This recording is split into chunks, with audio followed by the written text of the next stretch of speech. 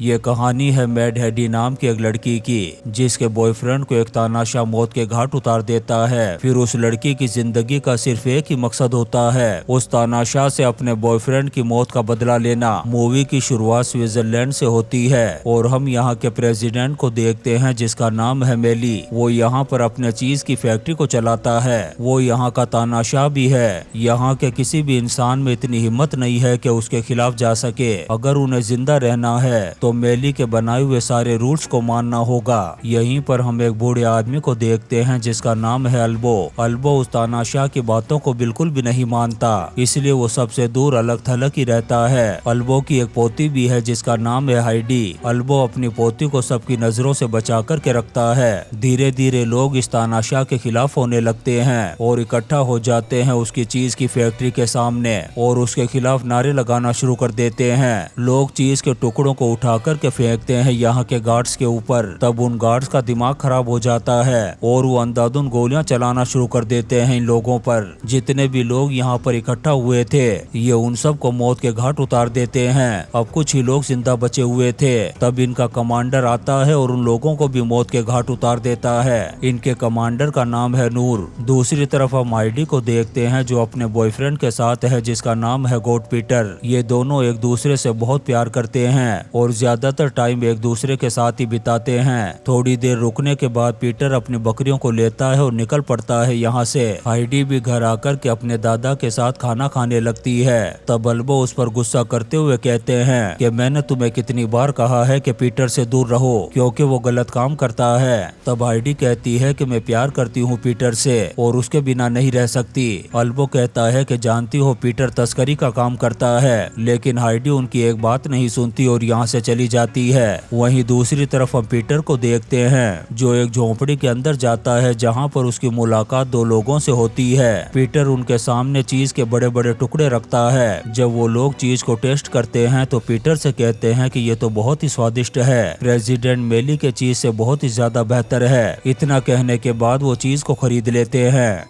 तभी हमें टीवी पर एक कमर्शियल दिखाया जाता है, जिसमें सारे लोग चीज खा रहे थे और वो भी मेली की। मेली भी आकर के अपनी चीज की तारीफ करता है। आखिर में लिखा हुआ आता है कि अगर कोई भी लैक्टोज इंटॉलरेंस है तो वो रिपोर्ट करे। यानी कि मेली जानना चाहता है कि वो कौन लोग हैं जो उसके चीज को पसंद नहीं करते। तभी हम मेली को देखते हैं, जो अपने कमर्शियल को देख कर के बहुत खुश है और अपने आदमियों से कहता है कि हम अगले कमर्शियल में और भी लड़कियों को कास्ट करेंगे। तभी यहाँ पर एक मिनिस्टर आता है और कहता है कि फ्रेंच गवर्नमेंट से हमारी बात हो गई है, जल्दी ही हम अपने चीज को वहां पर एक्सपोर्ट करेंगे। तभी मेली अपने एक स्टाफ को देखता है, जो कुछ सेकंड लेट आया था। वो इस चीज से भड़क जाता है और अपने आदमियों से कहता है कि इसे बाहर ले जाओ और डाल दो इसके पिछवाड़े में रसिया का रॉकेट। तब वो लोग उसे घसीट करके ले जाते हैं। फिर वो अपने आदमियों से कहता है कि फ्रेंच मिनिस्टर को यहाँ पर बुलाओ, मैं उनके साथ सेलिब्रेट करना चाहता हूँ। ऐसे ही धीरे धीरे हमारे ताल्लुकात और भी बेहतर होंगे। मैं पूरी दुनिया में अपने चीज की सप्लाई करना चाहता हूँ, ताकि पूरी दुनिया पर सिर्फ मेरा कब्जा हो।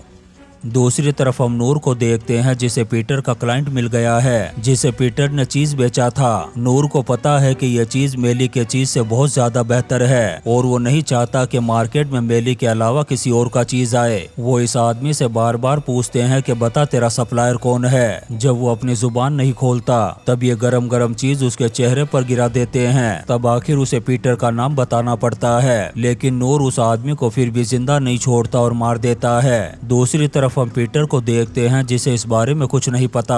वो हाइडी के साथ गाड़ी पर घूम रहा था। फिर वो एक जगह पर गाड़ी को रोकता है और हाइडी से कहता है कि मैं डिलीवरी करके आता हूँ। इतना कहने के बाद वो थैला लेकर के चला जाता है घर के अंदर। उसे अंदाजा भी नहीं था कि नूर यहाँ पर पहले से ही आ चुका है। जैसे ही वो अंदर जाता है, नूर उसे पकड़ लेता है और घसीट करके लेकर के आता है चौराहे पर। फिर वो यहाँ पर मौजूद लोगों को चिल्ला करके कहता है कि इस आदमी ने इलीगल चीज बनाया है और वो भी हमारी मर्जी के बिना, इसलिए इसको इसकी सजा मिलेगी और जरूर मिलेगी। इतना कहने के बाद वो सीधी गोली मारता है पीटर के भेजे में।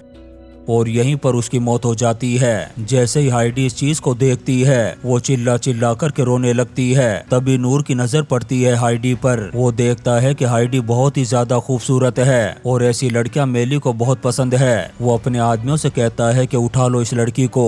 जैसे ही हाइडी इस बात को सुनती है वो पीटर की गाड़ी लेकर के भागने लगती है और नूर के लोग उसके पीछे लगे हुए हैं। तभी हम अल्बो को देखते हैं जिसे पीटर की गाड़ी की आवाज सुनाई देती है। वो बहुत ही ज्यादा गुस्से में है। वो सोचता है कि वो पीटर को डांटेगा कि आखिर हाइडी को शहर लेकर के क्यों गया। तभी वो देखता है कि हाइडी की गाड़ी के पीछे कमांडर की गाड़ी आ रही है। इस चीज को देखने के बाद वो चला जाता है घर के भीतर। तभी हाइडी घर के पास पहुंच जाती है और जाने लगती है अंदर, लेकिन इससे पहले ही कमांडर के लोग उसे पकड़ लेते हैं और लेकर के जाने लगते हैं अपने साथ। तभी अल्बो दरवाजा खोलता है। जब नूर अल्बो को देखता है तो फौरन पहचान जाता है उसे, क्योंकि कभी इन दोनों ने साथ मिलकर के युद्ध लड़ा था। नूर अल्बो की हालत को देख कर के हंसने लगता है, लेकिन अल्बो टाइम वेस्ट नहीं करता और सीधी गोली मारता है नूर के एक आदमी के पैर में। तो वो भी गोली चला देता है अल्बो पर, लेकिन वो गोली जाकर के लगती है अल्कोहल के बैरल्स पर, जिससे एक बहुत बड़ा ब्लास्ट होता है और घर के साथ अल्बो के भी चींथड़े उड़ जाते हैं। इस चीज को देखकर के हाइडी रोने लगती है, लेकिन नूर अल्बो के इस अंजाम को देखकर के जोर जोर से हंसता है। इसके बाद ये लोग हाइडी को गाड़ी में डाल करके ले जाने लगते हैं मेली के पास। रास्ते में हाइडी पूरी कोशिश करती है अपने आप को आजाद करने की। इसी गाड़ी में एक और लड़की है जिसका नाम है क्लारा।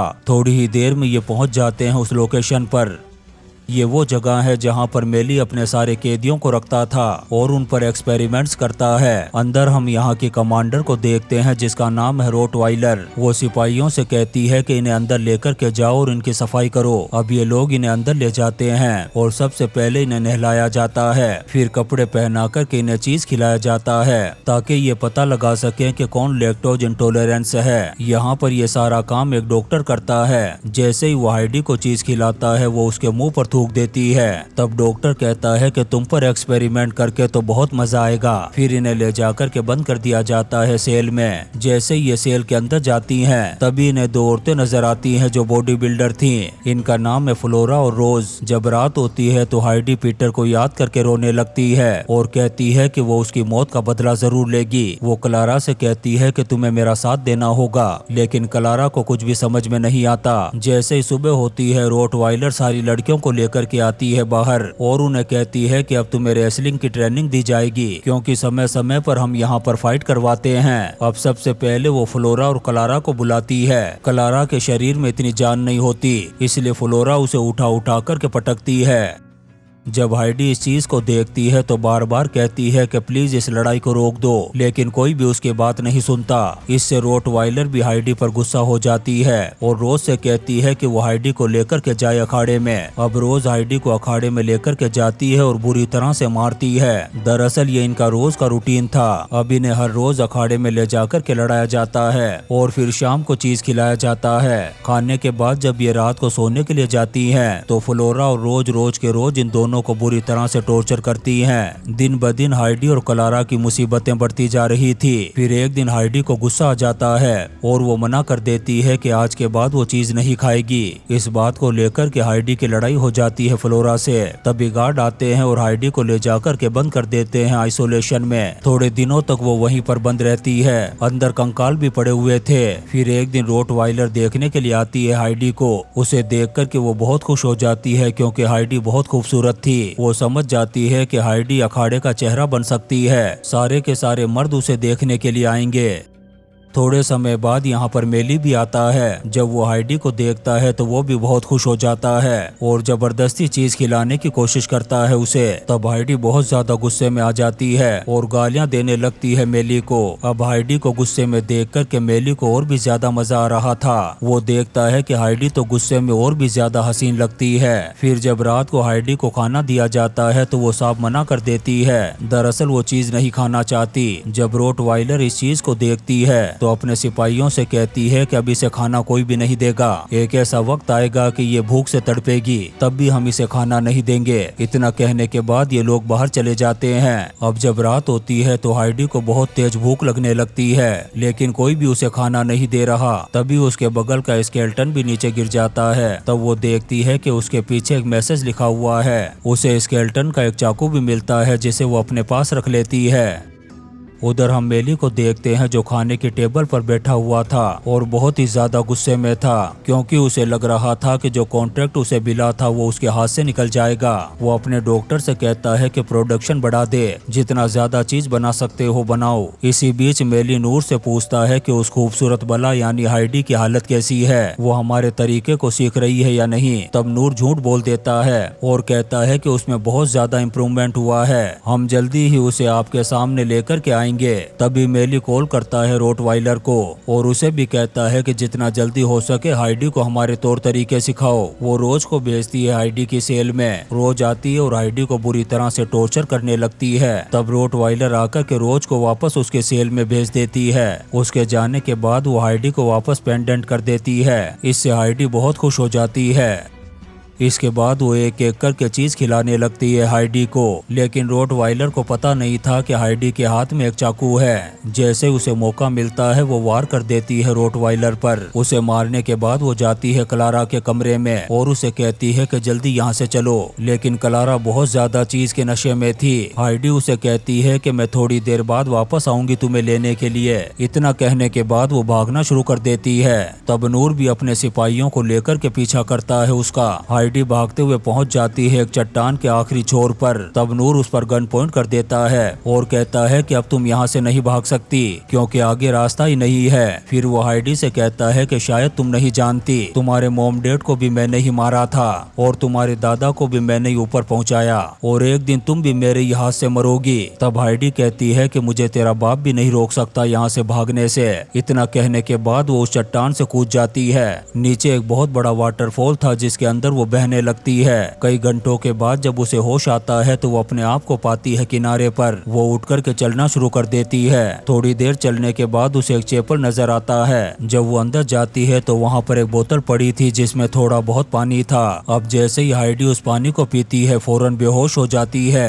तभी चैपल की गार्जियन आती है और उठा कर के लेकर के जाने लगती है हाइडी को। दूसरी तरफ जब मेली को पता चलता है कि हाइडी भाग गई है यहाँ से और शायद उसकी मौत हो गई है, इस चीज से वो बहुत ज्यादा दुखी हो जाता है। लेकिन अभी उसका सारा का सारा ध्यान है फ्रेंच चीज पर, क्योंकि उसे कैसे भी करके चीज को फ्रांस भेजना है। अब मेली जाता है डॉक्टर के पास। तब वो डॉक्टर कहता है कि आपके लिए खुशखबरी है, मैंने एक ऐसा फार्मूला बनाया है जिसकी वजह से पूरी दुनिया पर आपका कब्जा होगा। जो भी आदमी इस चीज को खाएगा वो सिर्फ आपके ऑर्डर को मानेगा। लेकिन मेली को उसकी बातों पर बिल्कुल भी यकीन नहीं होता और डॉक्टर से कहता है कि मुझे सैंपल दिखाओ। तब वो डॉक्टर अपने स्टाफ से एक आदमी को बुलवाता है और चीज खाने के लिए कहता है। जब वो चीज को खाता है तो अजीब अजीब सी हरकतें करता है जैसे कोई ज़ॉम्बी हो। डॉक्टर मेली से कहता है कि अब इसे कोई ऑर्डर दो। तब मेली उसे ऑर्डर देता है कि मुझे दिखाओ तुम कितने ताकतवर हो। इस बात को सुनते ही वो आदमी मिनिस्टर को मार देता है। ये देखते ही नूर गोली मार देता है उस आदमी को। डॉक्टर भी माफी मांगता है मेली से। तब मेली उसकी तारीफ करते हुए कहता है कि शाबाश मेरे शेर, तूने बहुत अच्छा काम किया है। दूसरी तरफ हम हाइडी को देखते हैं जो चैपल से हथियारों को लेकर के भाग रही थी। तभी उसके सामने आ जाती है गार्जियन। वो हाइडी से कहती है कि अगर तुम जाना चाहती हो तो चली जाओ, लेकिन हथियारों को वापस रख दो, और कहती है कि तुम्हारे अंदर बहुत गुस्सा है, तुम इस गुस्से को अपना हथियार बनाओ और मैं तुम्हें सिखाऊंगी कि गुस्से को हथियार कैसे बनाते हैं। दूसरी तरफ हम पीटर के पिता को देखते हैं जो स्केचेस बना रहा था। तभी यहाँ पर अल्बो आ जाता है, यानी कि अल्बो अभी भी जिंदा था। वो पीटर के पिता से कहता है कि मुझे मेली के खिलाफ युद्ध लड़ने में तुम्हारी मदद चाहिए, लेकिन वो मना कर देता है। तब अल्बो कहता है कि तुम्हारे बेटे को मेली के लोगों ने मारा है, इसलिए तुम्हें मेरा साथ देना ही होगा। तब पीटर के पिता भी मान जाते हैं। अब ये लोग अपनी आर्मी को तैयार करते हैं मेली के खिलाफ लड़ने के लिए। दूसरी तरफ हम हाइडी को देखते हैं जिसे गार्जियन ट्रेनिंग दे रही थी। वो उसे मार्शल आर्ट के अलावा सारे दाव पेच सिखाती है। दूसरी तरफ डॉक्टर चीज बनाने में लगा हुआ था। तभी हाइडी की ट्रेनिंग पूरी हो जाती है। वो अपने हथियार को लेती है और निकल पड़ती है यहाँ से। थे। दूसरी तरफ मेली पहुंचता है नूर के पास और उसे कहता है कि तैयारी करो, मैं जल्दी ही स्पीच देने वाला हूं। तभी यहाँ पर एक सिपाही आता है अधमरी हालत में। ये उससे पूछते हैं कि तुम्हारी ऐसी हालत किसने की। तब वो कहता है कि हाइडी ने। ये सुनकर के मेली भड़क जाता है और कहता है कि तुमने तो कहा था कि हाइडी की मौत हो चुकी है, इसलिए अगर तुम्हें जिंदा रहना है तो हाइडी को ढूंढो। तब नूर एक आदमी को कॉल करता है। जब वो आदमी दरवाजा खोलता है तो अंदर हम वाइकिंग आर्मर को देखते हैं, यानी कि ये सबसे ताकतवर आदमी को आर्मर पहनाने वाले हैं। अब सिपाही हर तरफ हाइडी के पोस्टर लगा रहे थे। तभी उनके सामने हाइडी आ जाती है और एक एक को चुन चुन करके मारती है। तभी वो अपने सामने देखती है वाइकिंग को। वो हाइडी पर हमला करके उसे बेहोश कर देता है। जब उसे होश आता है तो वो अपने आप को एक जगह पर बंधा हुआ पाती है। दरअसल वो स्टेडियम के बीचों बीच थी और ऊपर मेली स्पीच दे रहा था। जब हाइडी उसकी आवाज को सुनती है तो वो समझ जाती है कि वो कहाँ पर है। ऊपर फ्लोरा और क्लारा की लड़ाई कराई जा रही थी। फ्लोरा बड़ी बेरहमी से पीट रही थी क्लारा को। वो क्लारा को हरा करके गिरा देती है नीचे। तब मेली कहता है कि अगले कंटेस्टेंट को भेजा जाए। अब अगला कंटेस्टेंट कोई और नहीं बल्कि हाइडी थी। अब जैसे ही हाइडी को लाया जाता है वो अपने सामने देखती है फ्लोरा और रोज को। फिर सबको हथियार दिए जाते हैं। अब फ्लोरा और रोज टूट पड़ती है हाइडी पर। सबसे पहले फ्लोरा घायल होकर के गिर जाती है नीचे। तब रोज उस पर हमला करती है लेकिन हाइडी भारी पड़ रही थी। थोड़ी देर बाद वो उसे गिरा देती है नीचे। तब रोज कहती है कि मुझे मार डालो, लेकिन हाइडी उसे जान से नहीं मारती बल्कि बेहोश कर देती है। फिर वो स्टेडियम में बैठे हुए लोगों से कहती है कि वो जागरूक हो, क्योंकि यहाँ पर तानाशाही नहीं चल सकती। इन लोगों ने हमारा जीना हराम कर रखा है। तभी यहाँ पर वाइकिंग आता है।